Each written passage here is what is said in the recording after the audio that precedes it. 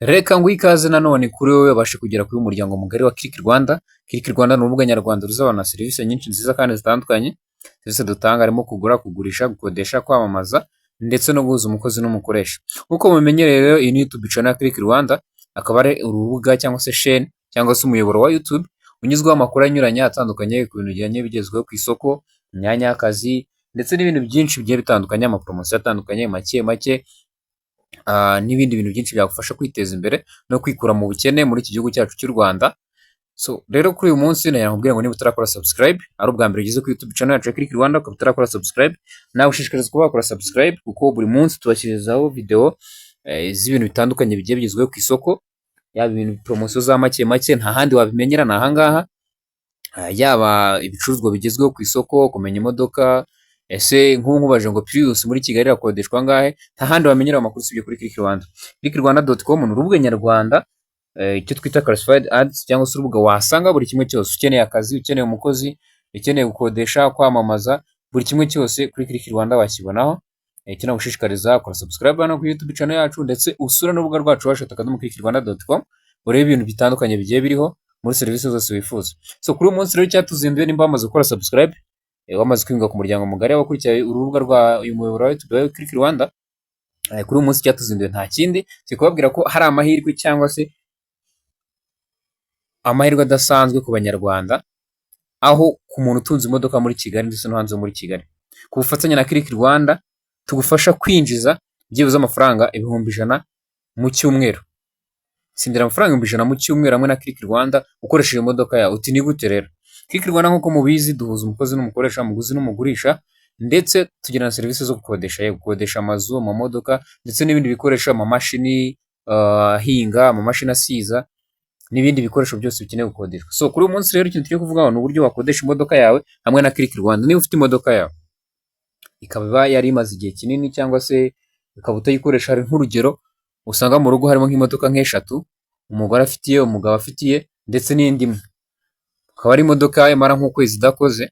So muri Click Rwanda rero twebwe icyo kibazo tuje kugikemura rwose. Icyo kibazo tuje kugikemura. Niba ufite imodoka yawe udakunda gukoresha, waba uyikoresha rimwe mu kwezi, waba ushaka kujya hanze, waba utagishaka gutwara cyangwa se uri mu bintu bituma ko udashobora gukoresha imodoka yawe cyane, ukaba ukeneye ko iyo modoka yawe itakomeza kugupfira ubusa iparitse mu rugo cyangwa se iri mu igaraje ahantu cyangwa se iri ahantu muri parking, ukaba ushaka kuyibyaza umusaruro, Click Rwanda turabigufashamo gute rero?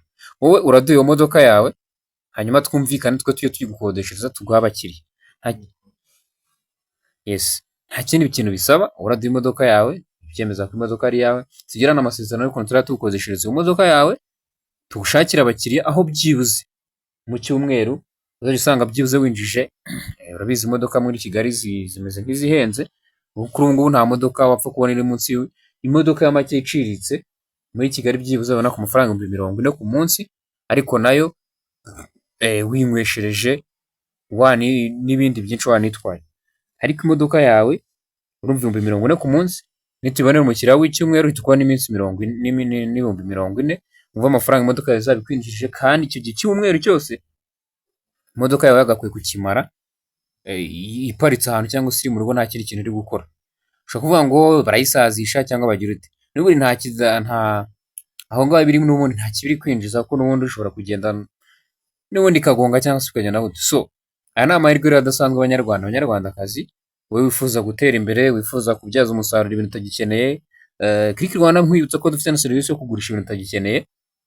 Nimba wari ushaka nko kwimuka, ushaka nko kugurisha ibitanda, amamatera n'ibindi bikoresho byose utagikeneye mu nzu yawe, ibyo nabyo turagufasha kubikugurishiriza. So iyi modoka yawe rero nawe niba udakeneye kuyigurisha kandi ukaba udafite umwanya, ukabona iri kugupfira ubusa, aho ngaho iri twayibyaza umusaruro, uratwandikira kuri izo nimero cyangwa se ujye ku rubuga rwacu /Clickrwanda.com urahakura nimero z'umuntu ushinzwe imodoka, icyo twita vehicle specialist. Ujye ku rubuga /Clickrwanda.com urahakura nimero z'umuntu ushinzwe imodoka, umwandikira umbwira ati mfite imodoka yanjye, umuhe details zayo, nshaka ko muzajya munzanira abakiriya bakayikodesha, iherereye hano. Rwose abakiriya ni nk'iki se mana yanjye, abakiriya noneho ni nk'imvura, abakiriya bashaka imodoka ni benshi cyane ko tugiye kwinjira mu minsi mikuru. Ubwo rero tugiye kwinjira mu gihe cy'iminsi mikuru, hari igihe ufite imodoka muba mufite nk'imodoka nk'eshatu, ugasanga murimo murakoresha imodoka imwe nk'umuryango mu gihe cy'iminsi mikuru, izindi modoka ziraparitse. Izo modoka nayo mbabwira ko mwazibyaza umusaruro ku buryo bworoshye hamwe na Click Rwanda.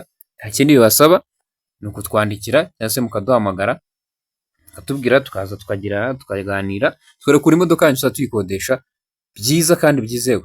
So aya mahirwe rero ntabacika munyarwanda munyarwandakazi, wowe ufite ikinyabiziga ushaka gukodesha, zaba imashini zaba imodoka ushaka kubyaza umusaruro. Nawe ukeneye gukodesha imodoka nta handi ni kuri Click Rwanda, ukeneye kugurisha ibyo utagikeneye ni kuri Click Rwanda, ukeneye kwamamaza ni kuri Click Rwanda, ukeneye cyose ni Click Rwanda. Yes, niba utarakora subscribe nkuko nabivuze, kora subscribe, ujye usura urubuga rwacu www.clickrwanda.com cyangwa se uzadusure kuri office yacu, dukorera Kimironko mu nyubako yitwa Promise House hafi na gare ya Kimironko. So ku bindi bisobanuro wajya kuri website yacu www.clickrwanda.com ukatwandikira, hariho nimero ya WhatsApp ndetse niyo guhamagaraho ukatwandikira, cyangwa se waba ukeneye ubundi bisobanuro hari munsi aho ngaho muri description cyangwa se muri comment haba harimo group ya WhatsApp cyangwa se WhatsApp channel yacu Click Rwanda ya Cars, aho ubonera amakuru y'imodoka zose zigezweho, yaba izigurishwa, izikodeshwa n'ibindi byose. So rero guys, amahirwe ntabacike munyarwanda munyarwandakazi, ukeneye kwiteza imbere, Click Rwanda irahari ngo igufashe. So komeza rero ubane natwe, twifuriza kugira ibihe byiza n'iterambere. Nyagasani Yezu akomeza abarinde.